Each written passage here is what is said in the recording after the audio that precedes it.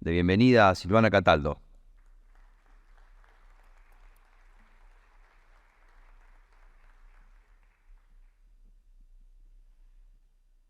Bueno, cuando preparaba las notas para la presentación del día de hoy, vino a mi memoria un libro que leí hace varios años y que tuvo un impacto en mí, y que no es más que un conjunto de pinceladas sobre la vida de los personajes, cosas sencillas y cotidianas que nos pueden pasar a todos, pero realmente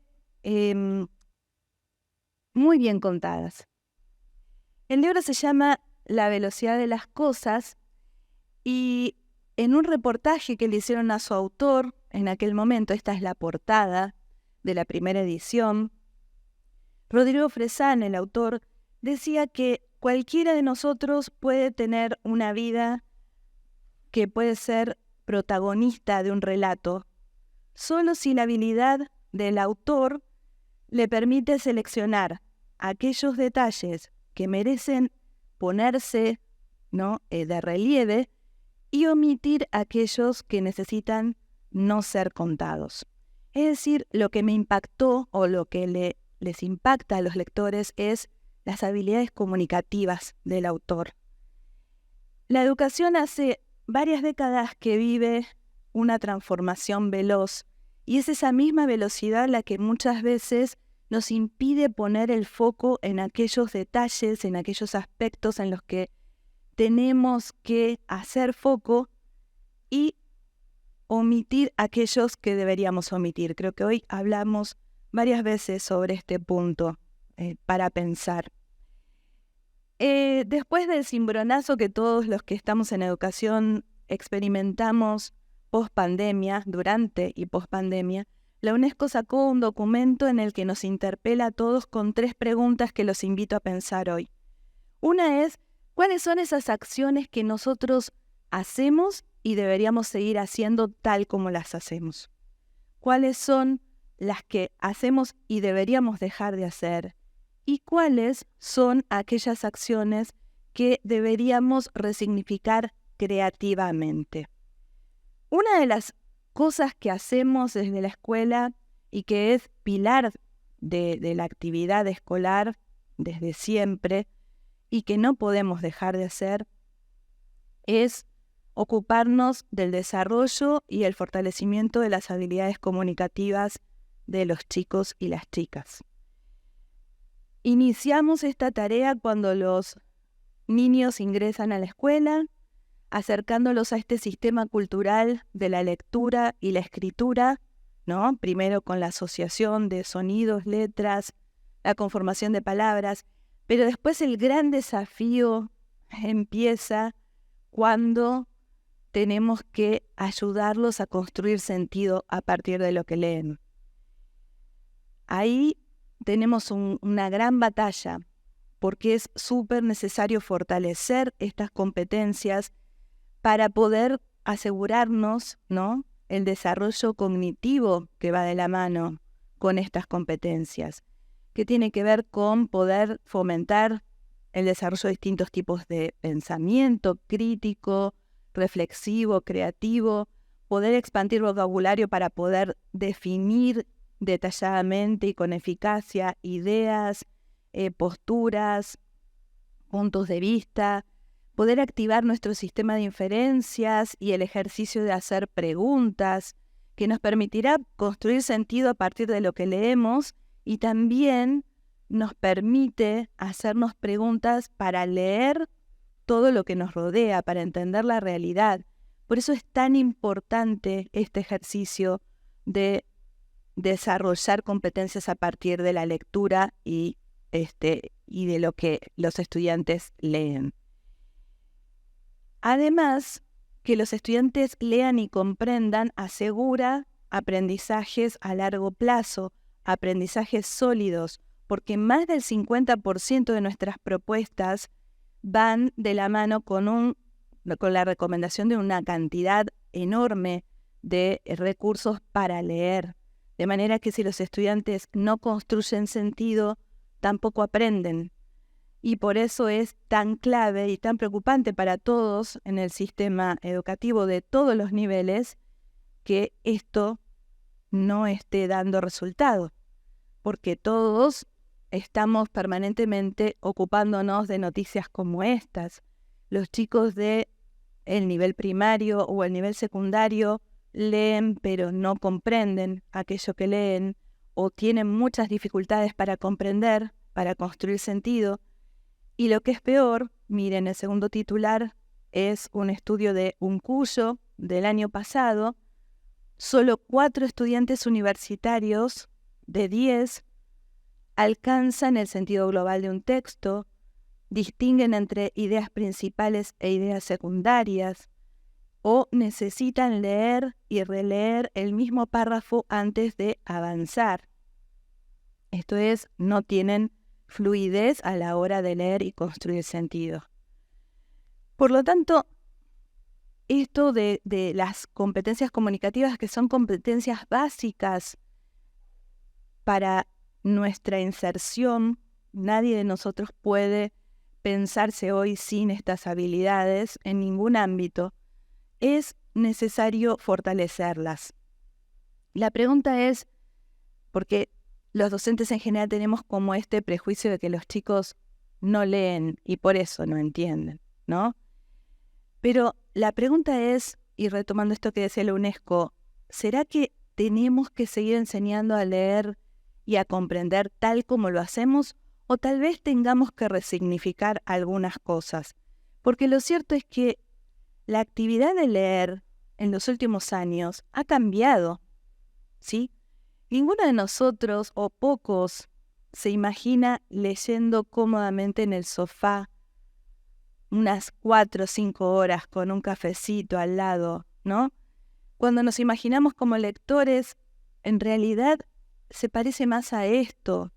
Estamos bombardeados por información, por datos, por noticias, que además tienen distintos formatos, utilizan distintos lenguajes, nuevas narrativas que son fragmentadas, que son dinámicas, que van cambiando a medida que las vamos leyendo, porque como son de construcción colectiva, mientras leo un fragmento, otros están aportando nueva información y se va construyendo y expandiendo de manera permanente.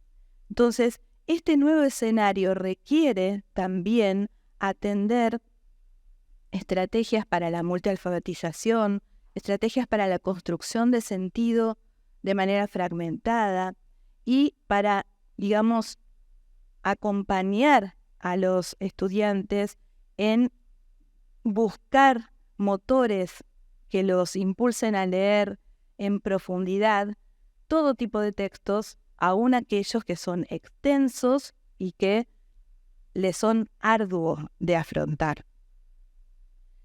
En este contexto ya difícil aparece, irrumpe en nuestro escenario una herramienta como ChatGPT. Lo primero que hacemos como sistema educativo es el ejercicio que hacemos siempre, mirarlo un poquito con recelo, preocuparnos. Nuestros estudiantes van a usar inteligencia artificial para hacer sus tareas. Entonces, me acuerdo en marzo de este año de conversar con docentes que decían, ¿cómo vamos a detectar que las tareas las hicieron ellos o la hicieron con la inteligencia artificial? Lo cierto es que la velocidad de las cosas justamente hizo que antes de que pudiéramos diseñar estrategias para oponernos, ya teníamos la herramienta instalada, digamos masificada, el acceso era bastante sencillo y nuestros estudiantes ya conocían cómo usarla.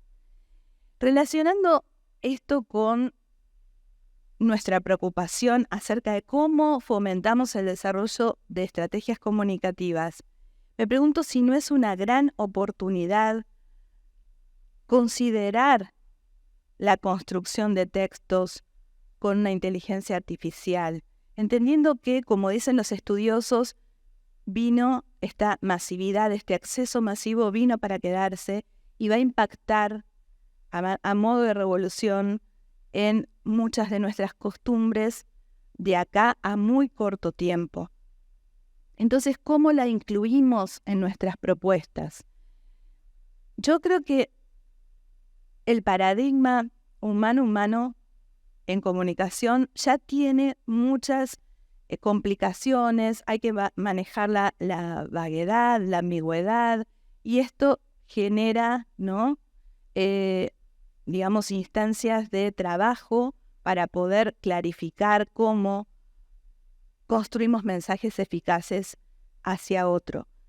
Pero en este nuevo paradigma de humano-máquina, el escenario es más complejo todavía, porque la máquina no va a discernir con las mismas herramientas que lo hacemos los seres humanos. Por lo tanto, consideremos esto una oportunidad. Invitemos a nuestros estudiantes, al menos los del nivel medio y los primeros años de la universidad, a hacer un plan de comunicación y a revisar en su plan de comunicación todos los puntos, aspectos que tiene que tener una comunicación eficaz. Invitar, demandar a la herramienta, comandar a la herramienta para que co-construya con los estudiantes un texto para un contexto específico, con una intención comunicativa, unos determinados destinatarios, con un tono y un registro acorde a esa comunicación que voy a hacer, que tenga un tipo de intención, que tenga una extensión y que, por lo tanto, generen este comando para poder construir este texto. Una vez que reciban el texto, evaluar si se cumple todo aquello que se planificó en el plan de acción en esa comunicación, y recién ahí llevar la comunicación al nivel compartir con otros humanos. Yo creo que utilizar una inteligencia artificial para construir textos es una gran oportunidad de hacer consciente todos aquellos ítems que en la velocidad de nuestras comunicaciones los estudiantes dejan de lado. Ejercitar todo lo que realmente tienen que ejercitar para construir luego textos por sí mismos. Y fortalecer aspectos que claramente solamente van a poder detectar ellos frente a la máquina.